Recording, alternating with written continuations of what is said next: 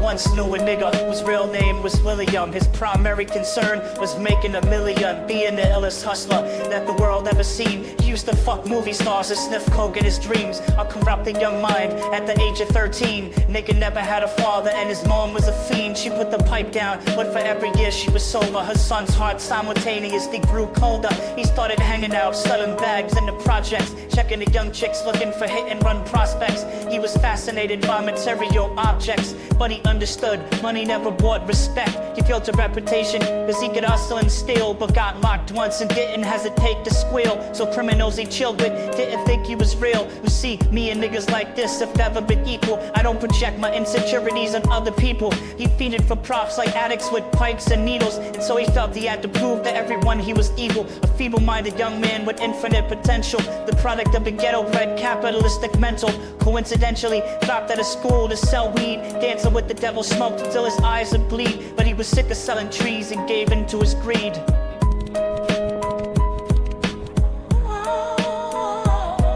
Everyone trying to be trite, never face the consequences. You probably only did a month for minor offenses. Ask a nigga doing life if he had another chance. But then again, there's always the wicked that knew in advance. Dance forever with the devil on a cold cell block. But that's what happens when you rape, murder, and sell rock. Devils used to be gods, angels that fell from the top. There's no diversity because we're burning in the melting pot.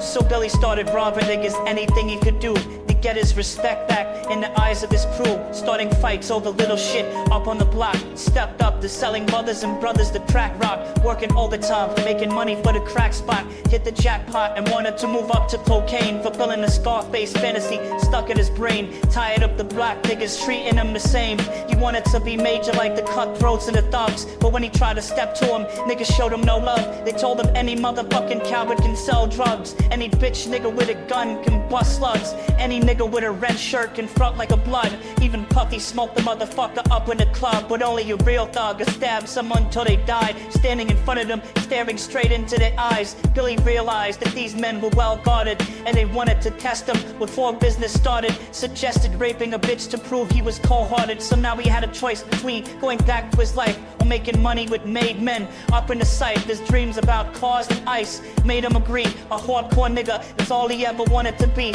And so he met them Friday night at 2:45.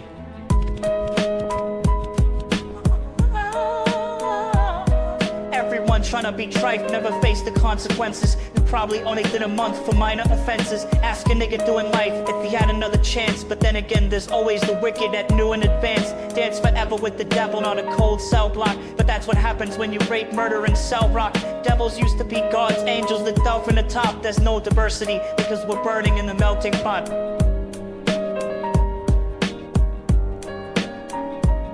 They drove around the project slow while it was raining, smoking blunts, drinking and joking for entertainment, until they saw a woman on the street walking alone, 3 in the morning, coming back from work on her way home. And so they quietly got out the car and followed her. Walking through the projects, the darkness swallowed her. They wrapped her shirt around their head and knocked her onto the floor. This is it, kid, now you got your chance to be raw. So Billy yoked her up and grabbed the chick by the hair and dragged her into a lobby that had nobody there. She struggled hard, but they forced her to go up the stairs. They got to the roof and then held her down on the ground, screaming, "Shut the fuck up and stop moving around." The shirt covered her face, but she screamed and clawed. So Billy stomped on the bitch till he broke in her jaw. Them dirty bastards knew exactly what they were doing. They kicked her until they cracked her ribs and she stopped moving, blood leaking through the cloth. She cried silently, and then they all proceeded to rape her violently. Billy was made to go first, put each of them to the turn, ripping her up and choking her until her throat burned. A broken jaw mumbled for God, but they weren't concerned. When they were done and she was lying bloody, broken and bruised, one of them niggas pulled out a brand new 22.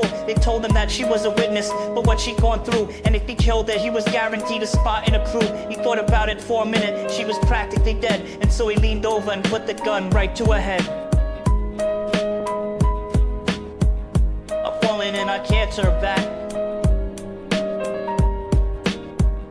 I'm falling and I got cancer, in fact. Right before he pulled the trigger and ended a life, he thought about the cocaine with the platinum and ice, and he felt strong standing along with his new brothers, cocked the gat to her head and pulled back the shirt cover. But what he saw made him start to cringe and stutter, cause he was staring into the eyes of his own mother. She looked back at him and cried cause he had forsaken her. She cried more painfully, and when they were raping her, his whole world stopped. He couldn't even contemplate. His corruption had successfully changed his fate, and he remembered how his mom used to come home late, working hard for nothing, cause now what was he worth? He turned away from the woman that had once given him birth, and crying out to the sky cause he was groaning and scared, but only the devil responded cause God wasn't there. And right then he knew what it was to be empty and cold, and so he jumped off the roof and died with no soul. They say death takes you to a better place, but I doubt it. After that they killed his mother and never spoke about it. And listen, cause the story that I'm telling is true, cause I was there with Billy Jacobs and I raped his mom too. And now the devil follows me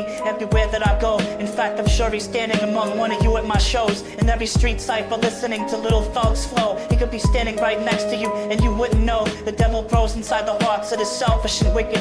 White, brown, yellow and black color is not restricted. You have a self-destructive destiny when you're inflicted, and you'll be one of God's children that fell from the top. There's no diversity because we're burning in the melting pot. So when the devil wants to dance with you, you better say never, because a dance with the devil might last you forever.